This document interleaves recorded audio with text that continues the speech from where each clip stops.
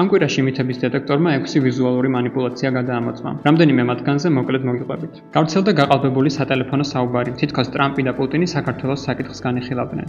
Vladimir Georgia must be free of Russian political influence. We know about Ivanishvili and your ties. ამომცნობი ხელსაწყოები მაღალპროცენტიანი სიზუსტი დადასტურებს, რომ აუდიო ხელოვნური ინტელექტით არის გენერირებული. ინფორმაცია, რომ პრეზიდენტებს შორის მსგავსი საუბარი შედგა, არც სანდო მედია საშუალებებს გავრცელებიათ. კიდევ ერთი ვიდეო ფაბრიკაცია ამჯერად Facebook გვერდმა, ბრძენმა კრიტიკოსმა გაავრცელა. აღნიშნული ვიდეო უწყვეტი კადრისგან არ შედგება. ჩანაწერის ორი ნაწყვეტი ისეა შეერთებული, რომ იქმნება შთაბეჭდილება. თითქოს ნანუკა ჟორჟოლიანი და დავით ქაშიაშვილი ნაციონალური მოძრაობის მმართველობისას მედიის დამოუკიდებლობაზე საუბრობენ. სინამდვილეში ისინი ნაციონალური მოძრაობის ხელისუფლებაში მოსვლამდე პერიოდს განიხილავენ და მას უწოდებენ ტელეჟურნალისტიკის ოქროს ხანას. გაყალბებული ვიდეო გავრცელდა გუბას და ლევან სანიკიდეების მონაწილეობითაც, რომელიც გია გაჩეჩილაძის მოძრაობასთან დაკავშირებულმა Facebook გვერდმა არა გარევინებთ გამოაქვეყნა. დილას ზუსტად 7 საათზე ვჯვამ ხოლმე. და მაგაში რა პრობლემაა? 8-ზე ვიღვიძებ.